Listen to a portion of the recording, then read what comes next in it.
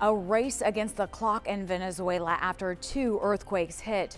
Crews and volunteers are going through the rubble in search of survivors. CBS News Miami's Christian Benavides is in Bogota, Colombia, at a staging area for relief supplies. A frantic scene in Venezuela as rescuers dig through the rubble trying to find survivors after 2 deadly earthquakes rocked communities along the northern coast on Wednesday.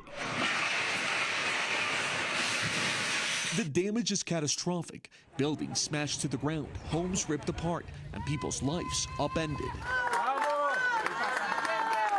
Among those found alive in the rubble, this man giving a thumbs up from the stretcher.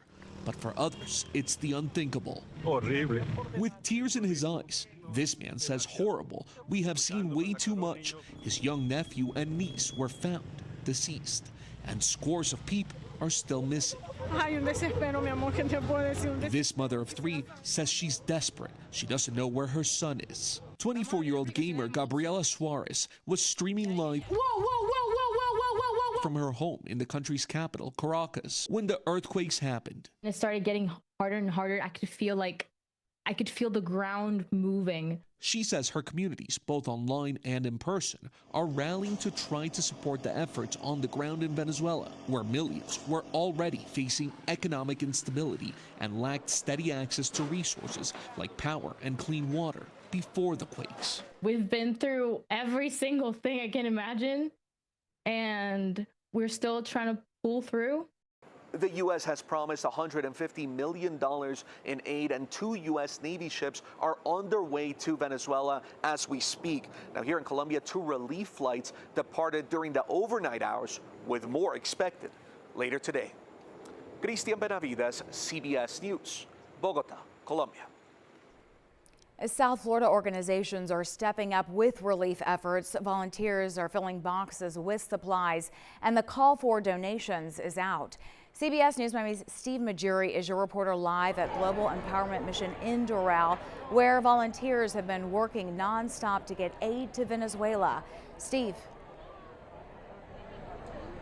Well, Nadja, the number of volunteers here has just really grown exponentially. There's now hundreds of them helping load stuff onto trucks. There's already been supplies that have been sent to Venezuela, and people are actually now going to help distribute it. But now there's even more and more of these donations coming in. I'm going to show you here. This is the main spot here. Doral police have had to close off the area and manage the traffic to just show how many people are coming in to drop off supplies here. This group has just continued to grow here of more people that are helping get all these supplies, get them over here so they can be wrapped and then put on these trucks so they can be sent off, helping respond to one of the worst earthquakes in Venezuela in the last century.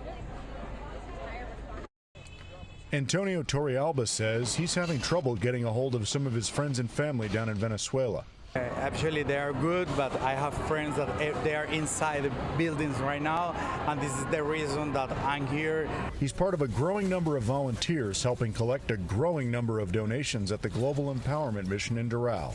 They initiated a rapid response ever since the earthquakes first hit Venezuela. For us, I mean, it's one of the first times I've seen lines of cars for donations that long. I mean, I left here after 8 o'clock last night, and I still had cars pulling up, being like, can you take donations? Miami-Dade County Mayor Daniela Levine Cava says the county is partnering with GEM and United Way Miami to help collect supplies.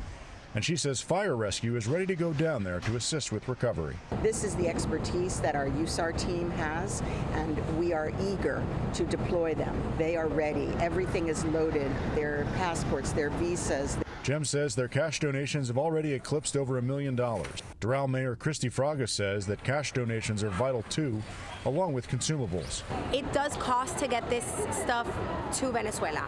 Once they have cash donations, they can purchase things there that they need. And sometimes there's things that are just difficult to get into the country, so they'll just need to purchase there anyway. Okay, and there are also other locations where they will be picking up donations and supplies, and they will all be brought over here, and this is likely going to be continuing throughout the day. But we are live in Doral. Steve Majiri, CBS News, Miami. Quite an effort from South Florida. Steve, thank you for that live report. CBS News Miami and Neighbors for Neighbors have partnered with Global Empowerment Mission to help bring hope to the people of Venezuela. To donate, just scan the QR code on your screen to contribute to the Earthquake Relief Fund.